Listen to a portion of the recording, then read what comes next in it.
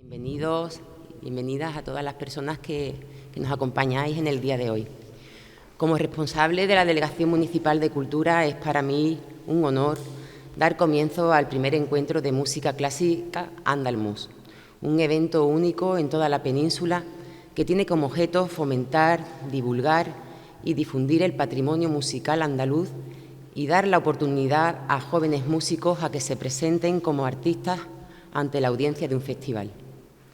Este evento musical propiciará de forma pionera la estructura necesaria para la formación integral de los jóvenes músicos de múltiples conservatorios de Andalucía. Y lo hacemos de la mano del director artístico Javier López Escalona, amigo y joven vecino sanroqueño y destacado chelista conocido por su destreza musical y su contribución al mundo de la música clásica. Su talento como intérprete de violonchelo ha dejado una huella significativa en la escena musical, destacándose por su pasión, por su habilidad técnica y dedicación a este hermoso instrumento. Su trabajo ha enriquecido a la música clásica y ha sido y es fuente de inspiración para muchos amantes de la música de todo el mundo. En este edificio donde nos encontramos hoy, pienso que ha sido una magnífica elección porque su abuela Amparo Cruz le regaló sus primeros instrumentos. Este edificio está rodeado de obras de Amparo Cruz Herrera y José Cruz Herrera y estoy segura de que ellos estarán muy orgullosos de ti y tu familia presente también. Nosotros también desde tu ciudad seguimos tus logros, tu carrera y tu amor por la música. Gracias a todo el trabajo que has realizado para que Andalmus sea una realidad y cuentas con el apoyo de la Casa de la Cultura, casa que te ha visto crecer. Gracias, como no, a la Delegación Municipal de Cultura, a César Aldana por su apoyo incondicional, por el trabajo que hemos realizado entre los tres y por todas las actividades que organizamos. Me gustaría invitar a todos los amantes de la música clásica a que este fin de semana, en todos los encuentros que tenemos organizados, nos acompañen y estoy segura de que San Roque este fin de semana va a ser el epicentro de la cultura del Campo de Gibraltar. Le paso la palabra a Javier Escalona, que él nos va a contar los aspectos más técnicos del festival, todos los encuentros que tenemos y bueno, y nos va también a mostrar una investigación que ha realizado y la palabra es tuya. Bueno, lo primero de todo,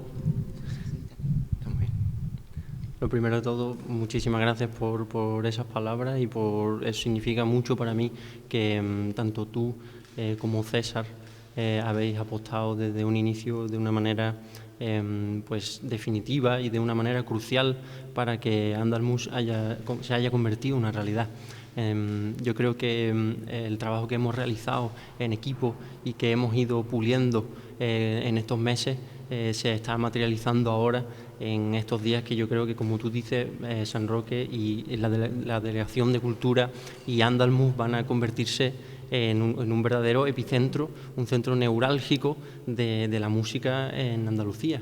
Estamos haciendo realmente un hecho que espero que en el futuro conforme una inspiración para otros muchos músicos, otros muchos también programadores, incluso de otros lugares que se inspiren de lo que nosotros hemos realizado. Entonces, lo primero de todo es un agradecimiento enorme de corazón por hacer posible, porque vosotros hacéis posible esta realidad. Me gustaría comenzar también hablando un poco, como has comentado, de mi historia con San Roque, que al final creo que es muy importante para entender el por qué se inicia Andalmus.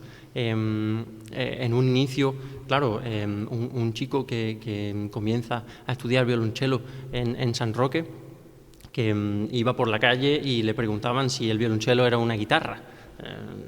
cosas así. O sea, era una realidad que yo vivía. Iba con el cello por la calle, tocaba cuando estaba con Miguel Monge, que era el que se encargaba de estas clases de música, y tocábamos en todos los eventos de San Roque, tanto plenos institucionales como días de Andalucía, como todo tipo de situaciones, y para mí eso fue una serie de oportunidades que he tenido de manera clave y que han sido generadas a través de la estructura de San Roque, la estructura de la Delegación de Cultura, la estructura del Ayuntamiento, que favoreció que yo tuviera esas oportunidades de tocar en situaciones que, claro, es un aprendizaje para un niño. Entonces, esto también ha marcado un poco la esencia de Andalmus, porque el hecho de que yo quisiera ver esto plasmado de una manera, como hemos hecho, mucho más amplia, yo creo que pues lo hemos clavado. Entonces, espero que estos días pues se vea reconocido. También cuando en los siguientes años, cuando una vez ya salí de San Roque y he tenido oportunidades cruciales, yo siempre recordaba y deseaba que eso ocurriera en el lugar en el que yo provengo. Para esto, y para que todos entendamos la situación musical, o como se pudiera decir, la situación musical en Andalucía, la situación musical de los jóvenes en Andalucía pues necesita de infraestructuras como esta. Cuando he estudiado fuera o cuando he tenido oportunidad de tocar en otros sitios, no piensen ustedes que esto era una suerte de voy a un sitio y me invitan a un festival. Eso no ocurre como un joven. Siempre hay, digamos, pasos previos a que esto ocurra. Por ejemplo, les pongo un ejemplo. Cuando en el Festival de Música Antigua de Holanda, de Utrecht, la primera vez que yo tuve la oportunidad de tocar ahí, se me invitó primero en una estructura como la que nosotros hemos generado aquí, una estructura en la que se favorece a jóvenes que tengan la oportunidad de tocar ante una audiencia de un festival y que tengan, digamos, ese inicio, esa primera prueba. Entonces, eso en un inicio también inspira la idea de Andalmus.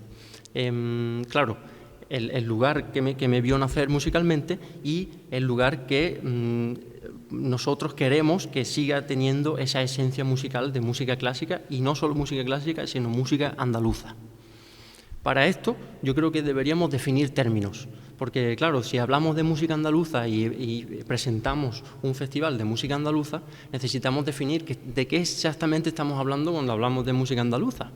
Incluso quizás deberíamos definir qué es música, pero cuando hablamos de música andaluza no solamente nos referimos a un fenómeno folclórico o un fenómeno geográfico, sino, claro, cuando escuchamos música clásica, música romántica, música barroca, todo esto son términos que nos llaman a una suerte de fechas o de periodos históricos o de estilos. Entonces, la música andaluza supone, en un día como hoy, de gran relevancia también para lo que es la música andaluza y la música en general, yo creo que deberíamos entender los orígenes de la música andaluza. Yo creo que la música como tal, en el siglo de oro, vamos a hablar claramente, en el siglo de oro, comienza con tres personas, tres individuos, tres músicos claves, que son Tomás Luis de Victoria, Cristóbal de Morales y Francisco Guerrero. Dos de ellos, andaluces, sevillanos, empiezan a generar lo que se conoce hoy como la música. ¿Qué conocemos hoy por la música? Pues conocemos la melodía, el acompañamiento, y estos señores empezaron lo que se llamó el cantus firmus. El cantus firmus es una melodía, pues cualquier tipo de melodía, podemos... Pues a este cantus firmus se le añade una suerte de acompañamiento o de polifonía o de contrapunto. Ahora podemos escuchar un pequeño ejemplo de una pieza de este momento que va a hacernos entender cuáles son estos orígenes en esta época que han llegado hasta nuestros días. Pero esto es la historia de la música y también la historia de la música de Andalucía.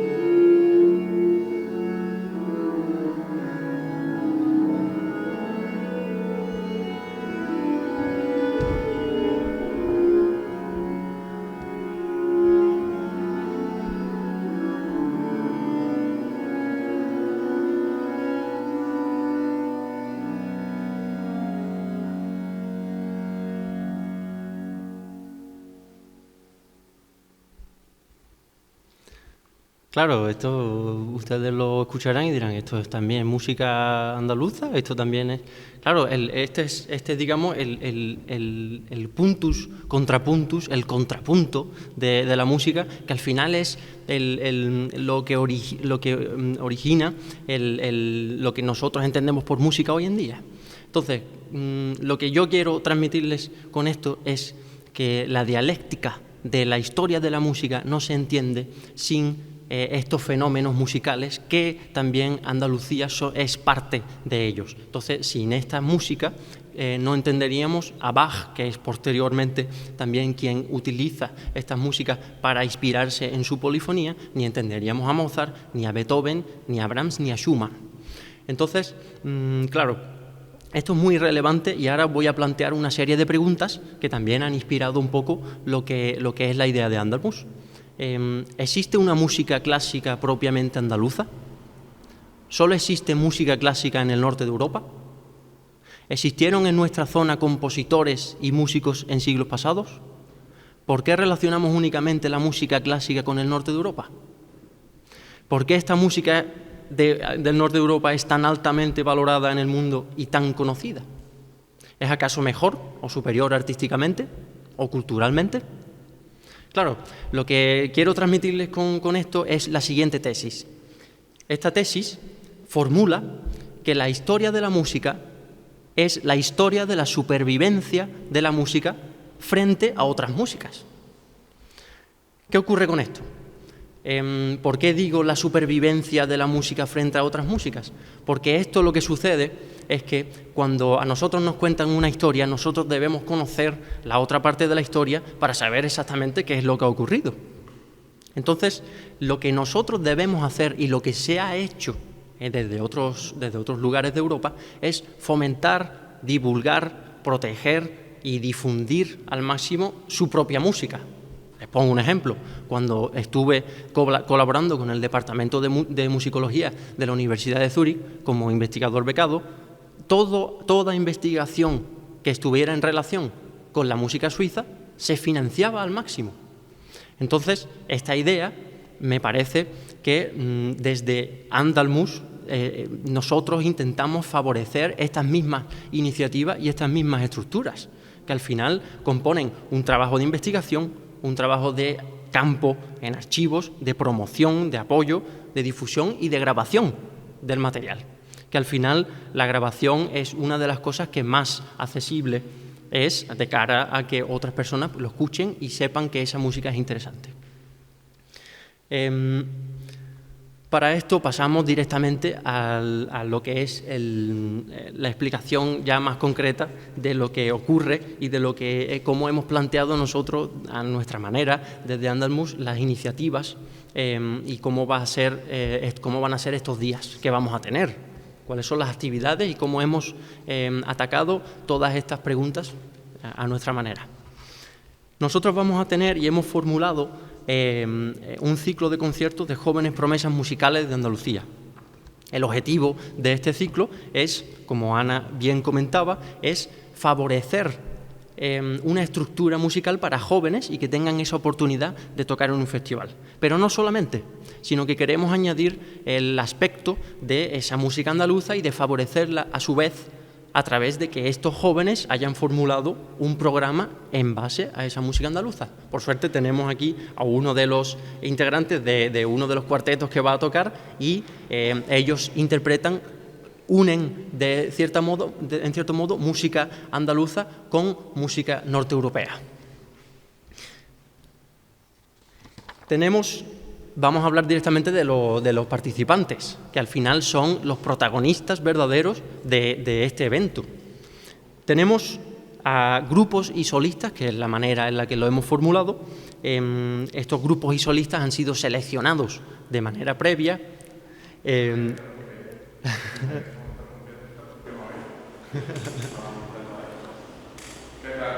Muy buenas.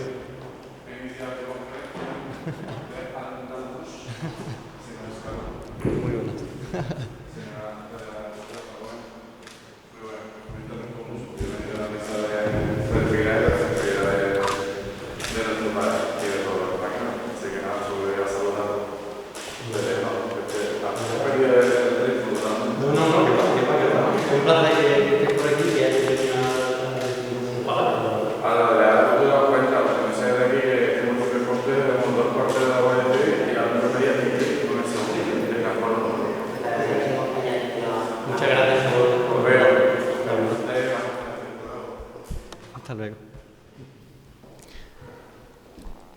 Entonces, claro, teniendo en cuenta estos grupos y solistas que han hecho una serie de inscripciones y han presentado una serie de propuestas, pues el jurado ha decidido escoger a 8 grupos.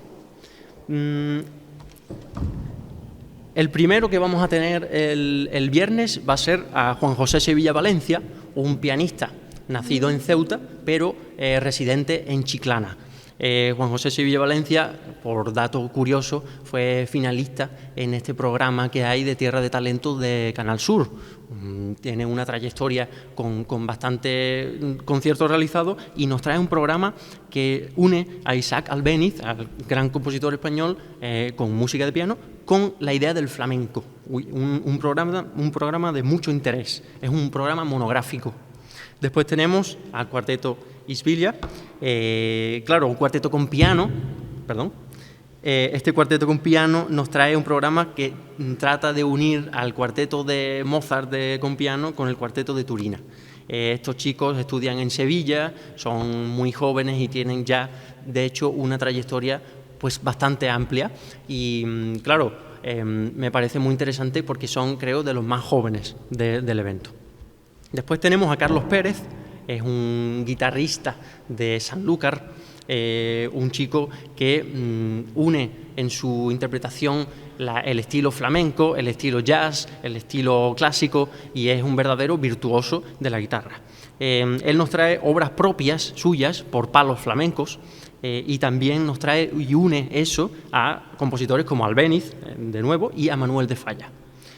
En el final del día de mañana tendremos el dúo Ruiz García, un violinista excepcional y un pianista todavía más excepcional, que nos traen un programa formado por muchas obras, muchas pequeñas obras. De hecho, ellos han tenido siempre un interés por la música andaluza. O sea que ellos ya tenían bastante trabajo realizado, tocan obras de Manuel de Falla, incluso una propia suya de Juan de Dios Ruiz, de Palomo, de Sigler y también de Granados. Al día siguiente tenemos al dúo Castel, que hace un monográfico muy interesante de Manuel de Falla y de su música para violonchelo y piano, y lo han denominado La llegada del duende flamenco a la música clásica. Estamos expectantes de ver cómo abordan ese tema, yo tengo mucha curiosidad. Han ganado algún premio ya en concursos nacionales y uno de ellos en este que hay en Córdoba en el que solamente se interpretan obras de mujeres compositoras. La Astrea Quintet trae un programa para quinteto. Estos chicos estos no son promesas, estos chicos ya son promesas cumplidas. Traen un programa con diversas obras para quinteto con piano que pues abordan desde Granados, Eduardo Con, compositor malagueño muy poco conocido, también tenemos a Albéniz, a Falla, incluso de nuevo a Turina. Después tenemos a Pablo Pavón, pianista de Cádiz, Cádiz, como decimos aquí.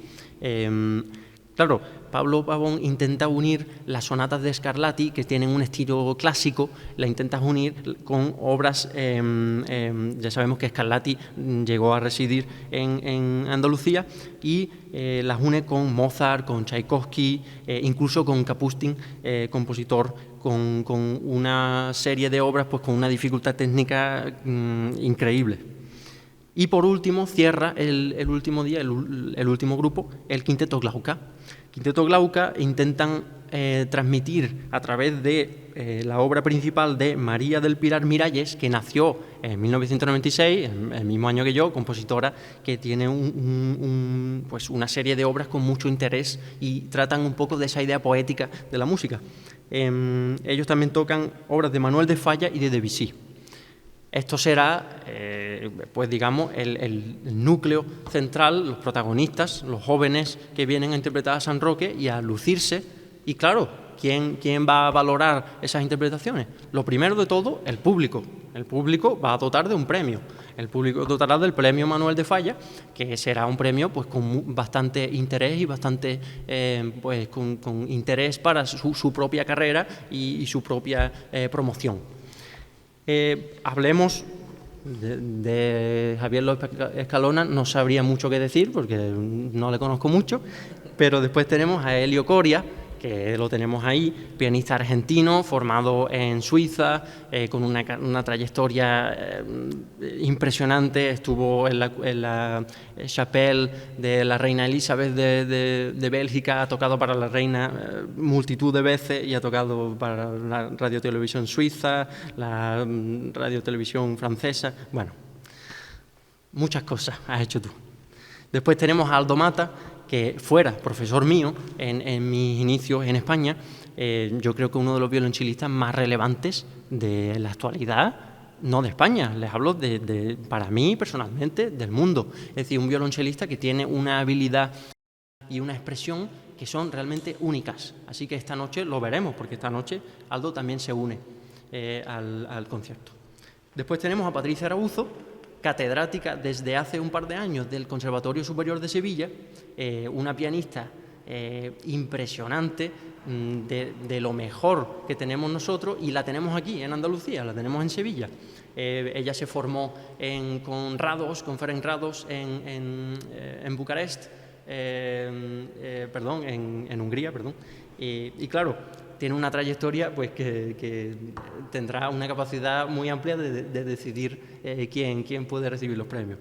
Y por último tenemos a Rafael Ruiz Berri de Torres, que también lo tenemos presente y que he tenido el gusto de poder conocer esta mañana, ya que no nos conocíamos personalmente. Claro, Rafael digamos que es uno de los flautistas, no voy a decir muchas cosas porque está aquí al lado y a ver si... Entonces yo creo que uno de los flautistas más relevantes de España en el historicismo, desde la flauta antigua, desde el traverso. Él se ha formado en Holanda y actualmente colabora de manera muy regular con la Orquesta Barroca de Sevilla y tiene, pues, claro, digamos, ese papel con una de las orquestas más importantes de Europa que promueve la música barroca y también la música andaluza, que no nos podemos olvidar de que la Orquesta Barroca de Sevilla tiene un trabajo de difusión de la música andaluza muy grande. También tenemos presente a Ignacio Ábalos, violinista, también interpreta y toca regularmente con la Orquesta Barroca de Sevilla. Él, aparte de ser un violinista realmente excepcional, al que sí he conocido previamente, y hoy he tenido la oportunidad de ya ensayar con él por primera vez. Él ha tocado con las orquestas barrocas más relevantes de todo el mundo. Actualmente es profesor de conservatorio, docente de conservatorio. Aparte de eso, es director de orquesta y me estuvo comentando hace un rato que dentro de poco se va a Italia a dirigir, tiene que dirigir a la Orquesta Barroca de Sevilla. Tiene una carrera actualmente con una proyección realmente muy, muy, muy importante. Entonces, claro, ¿qué hacemos? Pues con todos estos individuos pues elegiremos a los que reciban estos premios. Pero claro, no solamente tenemos esto. También hemos intentado crear esta estructura orquestal en la que, por ejemplo, también Ignacio Ábalos hará de concertino de la orquesta, porque nosotros no tenemos director. En esta orquesta trabajamos sin director y, claro, ¿qué es lo más importante? Lo que vamos a hacer nosotros es reestrenar una sinfonía de un compositor gaditano del siglo XIX. ¿Qué ocurre con esto? Que es que estamos hablando de probablemente la única sinfonía que conservamos en la actualidad de un compositor gaditano, e incluso me atrevería a decir que andaluz, en un formato de sinfonía clásica, como se entiende de una sinfonía como la de Haydn, Mozart o Beethoven. Estamos hablando de un hecho verdaderamente muy, muy importante. Un hecho que, claro, aprovecho también para comentar cómo ha sucedido esto. A través de nuestro grupo de investigación, que está adscrito al Instituto de Estudios Campos-Gibraltareños, en el cual nosotros hemos realizado una serie de publicaciones, las cuales nos han llevado a diversos archivos en los cuales hemos encontrado esta sinfonía. No podría haber sido posible sin todo este trabajo previo que hemos ido realizando, tanto Sergio Fernández Uceda como un servidor, con otros compañeros, con el apoyo del Instituto de Estudios Campos-Gibraltareños, que, claro, una institución que defiende el patrimonio cultural del Campo de Gibraltar, y no podía ser de otra manera que fuera el musical. Claro, comento rápidamente un poco lo que vamos a tener esta noche, porque ya hablaremos de los demás en cada día o previamente a cada día. Esta noche vamos a tener a Rafael Ruiz de Torres tocando un programa conjunto con diversos músicos que aborda un poco la idea de la flauta y las cuerdas durante el siglo XVIII y XIX. Es decir, Rafa ha recuperado una serie de piezas que estaban en Cádiz. Una de las piezas, que es de Haydn, que son las palabras de Cristo, que se conservaba en Cádiz, pero que Barbieri, uno de los músicos del siglo XIX, hizo un arreglo. Entonces, esa será una de las obras, y también tenemos quintetos de Boccherini, que también estuvo en Andalucía y reside en España. Tenemos también un dúo fantástico de Rodil, que fue andaluz también, del siglo XVIII, exactamente. Y bueno, va a ser fantástico. Tenemos también a Ignacio con nosotros, tocará Aldo Mata, y va a ser un programa realmente muy interesante. En los próximos días tendremos también a Patricia, tendremos a Helio Coria y un servidor, y por último a la Orquesta Andaluza. A mí me gustaría entrar, ya que estamos en la materia de la investigación de esta edición de Andamus, porque esa es un poco la idea que nosotros hemos decidido, de plantear una investigación en cada una de las ediciones que aborde una temática histórica de la música en Andalucía. Y claro, no podría ser de otra manera que comenzáramos con el campo de Gibraltar, y una investigación que ya hemos ido publicando en la revista Almoraima del Instituto de Estudios del Campo Gibraltareño, y que aprovechamos aquí para comentarla y volver a reafirmarla. ¿Qué ocurre? El campo de Gibraltar tiene una historia musical que todavía no es muy conocida. Entonces, ¿qué ha ocurrido? Que todos hemos pensado que no teníamos una historia musical propia. Pero ¿qué ocurre? Que cuando nosotros decidimos cometer este inicio de investigación, pues descubrimos que hay una serie de músicos, pero que todavía no tienen ni siquiera una biografía. El primero de ellos, y el que inicia con toda esta investigación, es Pascual Ramallón Barret. Pascual Ramallón Barret, como vamos a ir viendo, ahí tienen una imagen, uno de los retratos, que es el único que se conserva de él. Pascual Ramallón Barret, gibraltareño, nacido en Gibraltar, con madre española. Él, digamos que, nace en 1831 y tiene un inicio musical que no se conoce, no conocemos mucho. Lo que sí conocemos es que vendía en el 1848 un piano en su calle, es decir, su padre vendía un piano. Eso es lo único que conocemos. ¿Qué ocurre? Que para intentar reconstruir este pasado musical del campo de Gibraltar, pues tanto Sergio Fernández Uceda como yo intentamos hacer o elaborar un contexto de la música en el campo de Gibraltar durante el siglo XIX. ¿Qué ocurre? Que el Teatro Real, que está en Gibraltar, que ya no está porque está derruido, y eso está en Governor's Parade, que es una plaza que hay ahora justo al lado de la Garrison Library, que ahora mismo pues no le tiene mucho uso. Pero claro, la historia que tiene ese Teatro Real de Gibraltar es muy, muy, muy interesante. Para que se hagan una idea, la ópera Nabucco se estrenó solamente un par de años después en Gibraltar que en Milán. Un par de años después. Tenemos también que la compañía el libretista de Verdi, el gran compositor de ópera, vino a Gibraltar durante una temporada y realizó una serie de representaciones en el Teatro Real de Gibraltar. Después, por ejemplo, tenemos también una noticia de una revista musical en 1856 de Bélgica, de Bruselas, que dice que el Teatro de Gibraltar es uno de los más importantes teatros, junto con Atenas, Barcelona, Bucarest, Girona, Lisboa, Málaga, México, Montevideo, Nueva York, París, San Petersburgo, Río de Janeiro, Viena y un largo etcétera.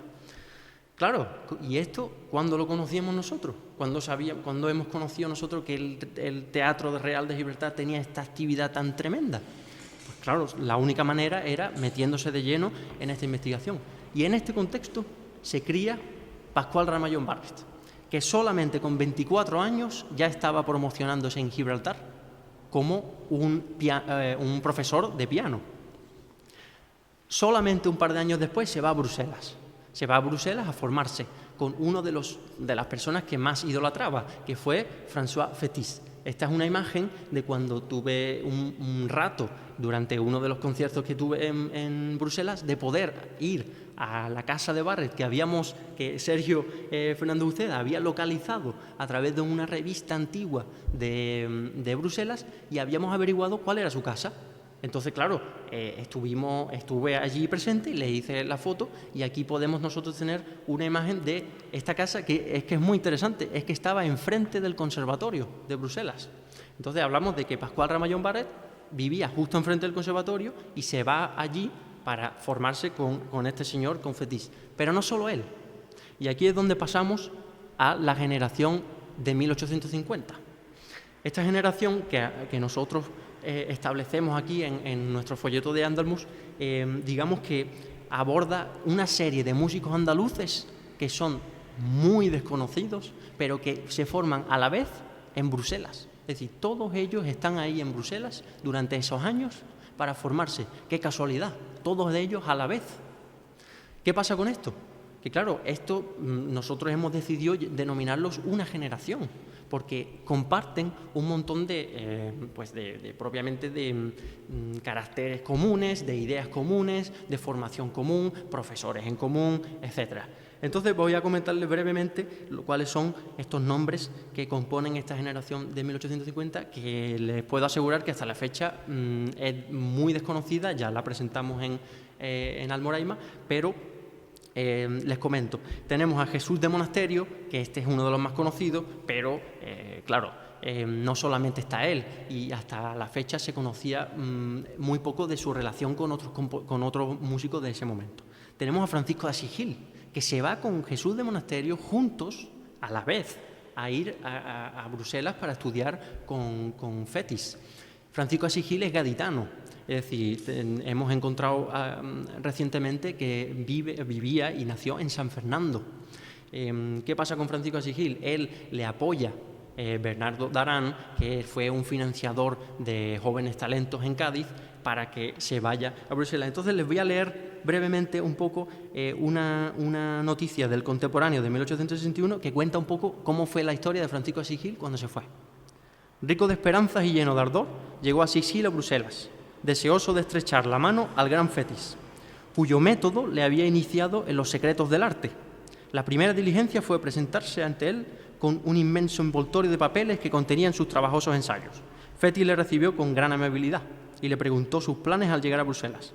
«Vengo a aprender composición». «Bien, pero no puedo estar en Bruselas más de un año, porque solo para este tiempo alcanzan mis recursos. Quisiera que me dijese usted si esto es posible, para si no marcharme».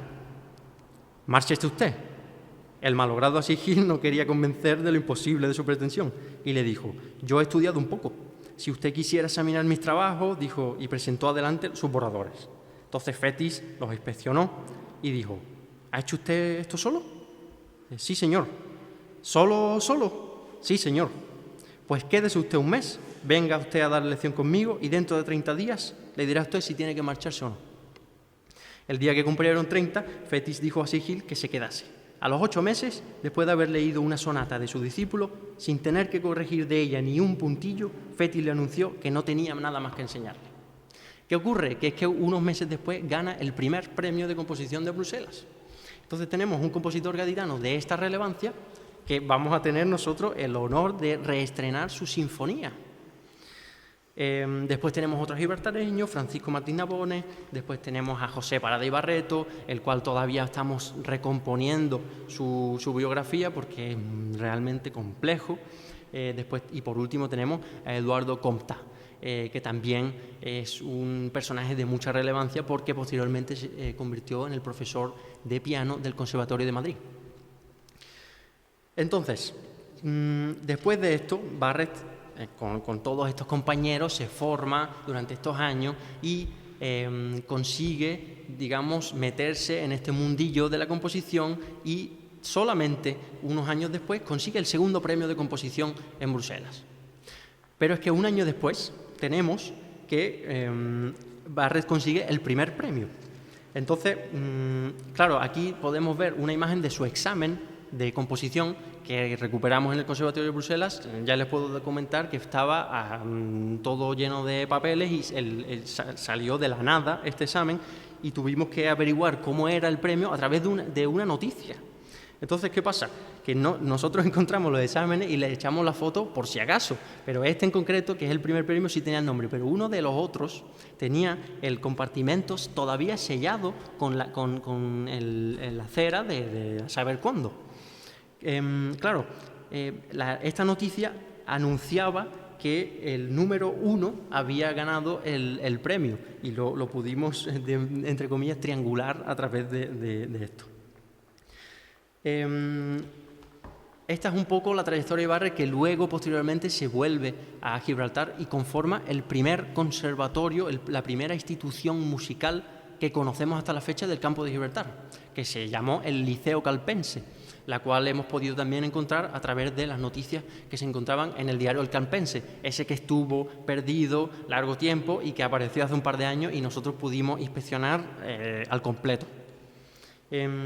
Después tenemos un poco, vamos a hablar un poco de cómo Francisco de Asís Gil, cómo esta sinfonía, bueno, aquí pueden ver un poco lo que tuvimos que leernos en Bruselas para poder encontrar algunas de las cosillas que ahora hemos visto, que estas cosas pues uno se rompe los ojos. Y aparte recuerdo muy bien ese día que estaba el archivero con el que luego ya tengo buena relación, que es Johan Ekelú, el del Conservatorio de Bruselas, que claro, que es que ese día me avisa por la mañana que se le había roto la electricidad del gas para dar calor y hacía un frío que el pobre me estuvo trayendo calefactores a los lados y claro, estaba yo solo, me trajo café y por lo menos pudimos salvar el día con eso.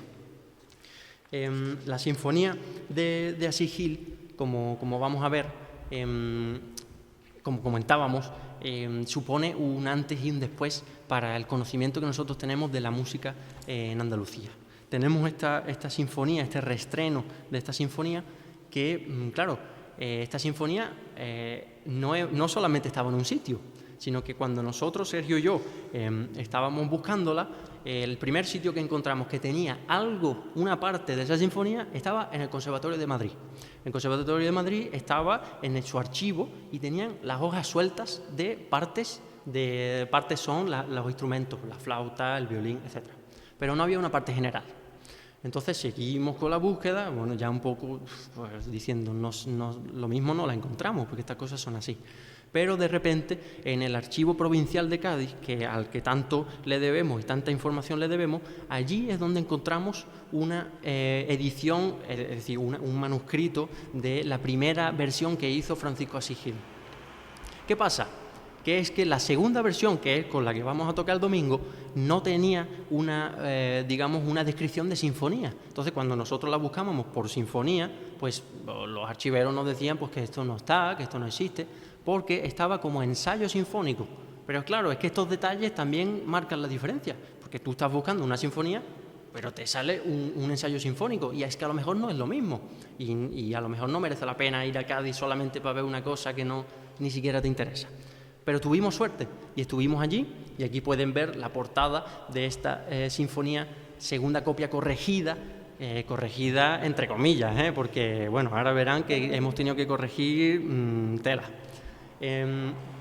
Tenemos aquí las partes originales, el manuscrito original de esta sinfonía en sol menor con 4 movimientos.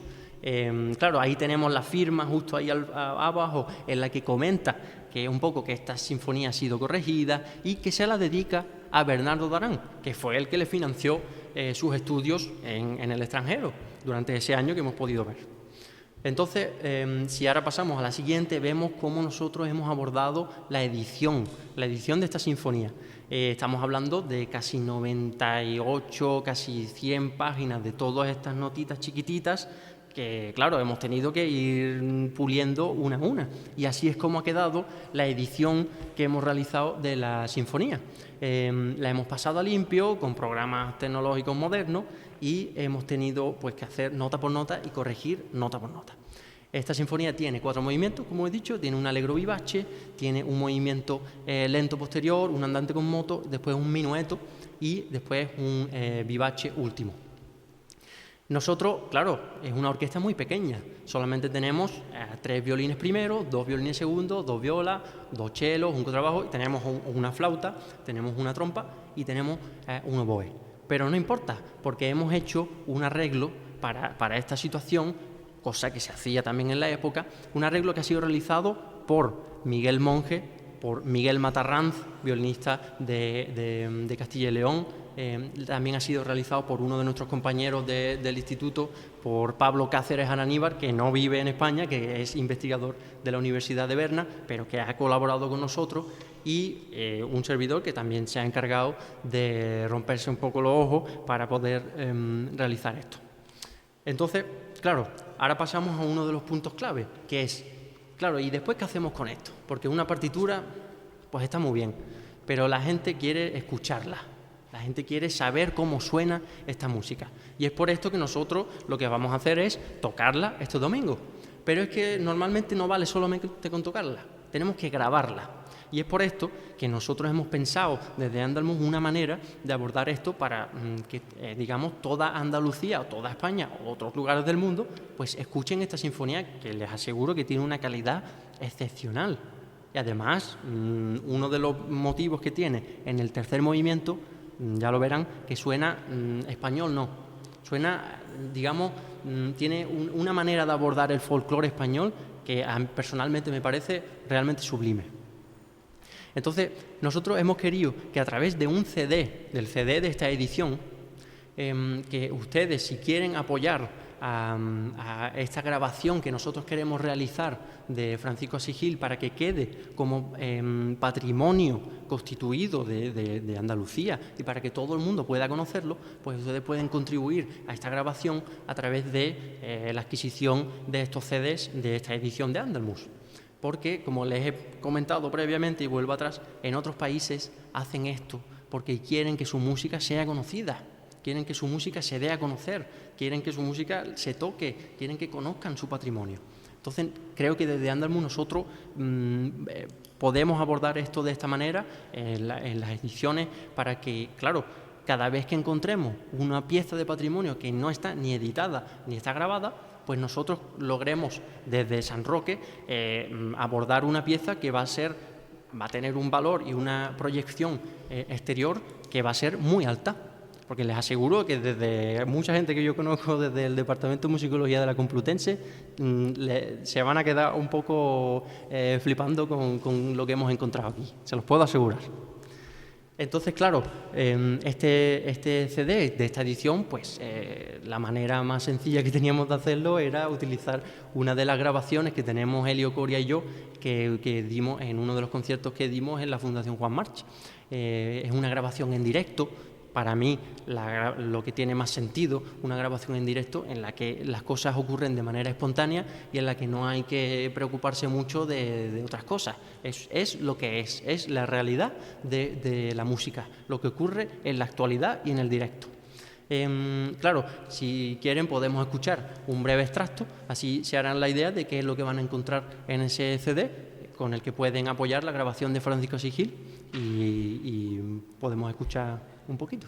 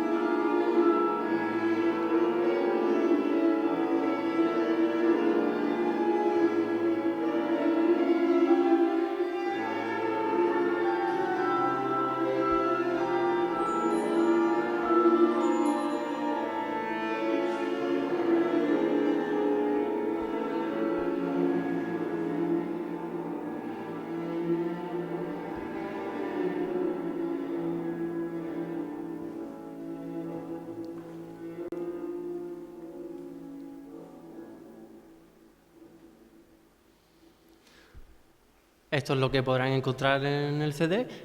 esta pieza que algunos conocemos, el Jueves Santo a medianoche de Turina, claro, también la tendremos el sábado en el concierto que daremos Elio Corello. Entonces, bueno, por concluir ya un poco, yo quiero de nuevo agradecer la oportunidad de poder crear un evento de esta categoría, agradecérselo a nuestra delegada en Cultura, Ana Ruiz, y a César Aldana, con los cuales hemos hecho un trabajo. Yo creo que va a ser, estos días los vamos a disfrutar mucho y espero que la gente asista a los conciertos y asista a todos los eventos y lo disfruten muchísimo. Y espero que tenga una relevancia y una proyección amplia para que podamos seguir haciendo toda esta labor que trasciende más allá de cualquier tipo de cosa, trasciende más allá de la cultura, trasciende un poco por la defensa de todas estas ideas que hemos comentado anteriormente. Entonces, por eso, de nuevo, quiero agradecer este apoyo que habéis dado a esta iniciativa de manera totalmente incondicional. Y claro, como habíamos hablado, podemos concluir el acto pues tocando algo que también es el Día de la Hispanidad. Entonces me ha ocurrido que podemos tocar a Diego Ortiz, también autor muy relevante de la España del siglo de oro. Y claro, digamos en la misma idea esta de rescatar todos estos cánticos que hacía antes, del Cantus Firmus, etcétera. Entonces, pues bueno, pues voy a tocar algo. Bueno, y yo por concluir, pues vuelvo a trasladar una invitación a todos los amantes de la música clásica a que se unan con nosotros en los distintos encuentros organizados, y verdaderamente es un placer haber formado este proyecto contigo, por supuesto con César, con el apoyo de la Delegación de Cultura, y espero y deseo que, bueno, que sea un éxito esta edición y que sean muchas más ediciones, y que estamos muy satisfechos de contar contigo en esta edición, y el trabajo que has realizado es brillante y estamos muy orgullosos de ti. Estamos deseando escucharte.